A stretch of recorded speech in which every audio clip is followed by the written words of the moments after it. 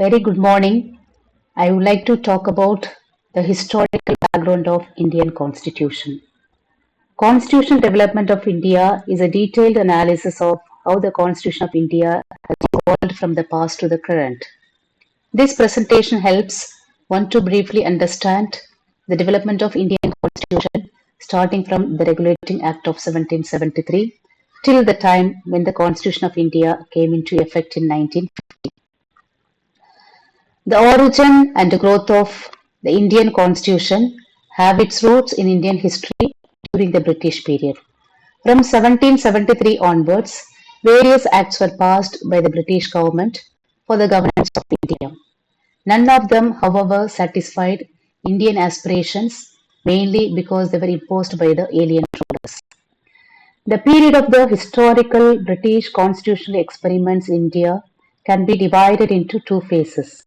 Phase 1, Constitutional Experiment during the rule of the British East India Company, 1773 to 1857. Phase 2, Constitutional Experiments under the British Crown, 1857 to 1947. Let us see the historical background of the Indian Constitution and its development through the years. First, let me talk about the phase 1. From 1757 to 1857, there were five major laws were created to regulate the functioning of British East India Company and to help them rule over India. The details of these five acts are Regulating Act of 1773. The process of centralization in India was initiated through the Regulating Act. This is the first act passed by the British Parliament to control and regulate the affairs of the East India Company in India. As per this act, the Governor of Bengal was made the Governor General. Warren Hastings was the first Governor General of India. This act made governors of Bombay and Madras subordinate to Governor of Bengal. The Governor General was given the power to make rules and regulations. The Governor General was assisted by a council of 4 members. The number of directors in the company was fixed at 4. The Governor General had to follow the orders of the directors of the company. A revenue of the company should be reported by the Court of Directors and who were the governing body of the company. A Supreme Court was established at Calcutta in 1774 as per the provisions of the Regulating Act. The Supreme Court had a Chief Justice and 3 assistant judges. And next one is Pitt's India Act of 1784. In the constitutional history of India, this act brought in many significant changes. As per this act, 1784, the territories of the East India Company was called as the British possessions in India.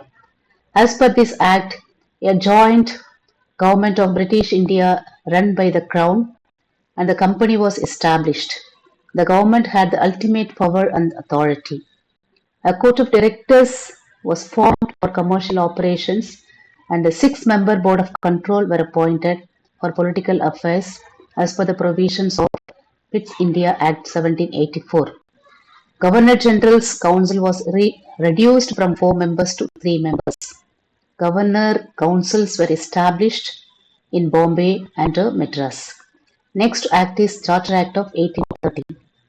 It brought an end to the monopoly of British East India Company over trade with India. Trade with India was open for all British citizens with the exception of tea trade. Charter Act of 1833. Under this act, the Governor General of Bengal became the Governor General of India. Lord William Bentinck was the first Governor General of India. East India Company entered as a merely administrative body. It was no longer a commercial body. The Governor General was given full control over revenue, civil and military. Charter Act of 1833 was the final step in the process of centralization in India, a process that began with the Regulating Act 1773. Charter Act of 1853. Under this act, civil service examination was introduced. It was a competitive examination for recruitment into the civil services. Executive and legislative functions of the Governor General were separated. This act provided for the addition of 6 new members to the Legislative Council, Four members were appointed by provisional governments of Bengal, Bombay, Madras, and Agra. As per the provisions of the Charter Act of 1850, a Governors General's Legislative Council came to be known as a Central Legislative Council. The Central Legislative Council started functioning as a mini parliament. It adopted the same procedure of the British Parliament. Constitutional development under the British Crown, 1857 to 1947. So briefly talking about Government of India Act of 58, 1858, Indian Council Act of 1861, Indian Council Act of 1893, Indian Council Act 1909, which is otherwise known as Minto-Morley reforms, the Government of India Act of 1919, also known as Montagu-Chelmsford reforms. The last one is the Government of India Act of 1935.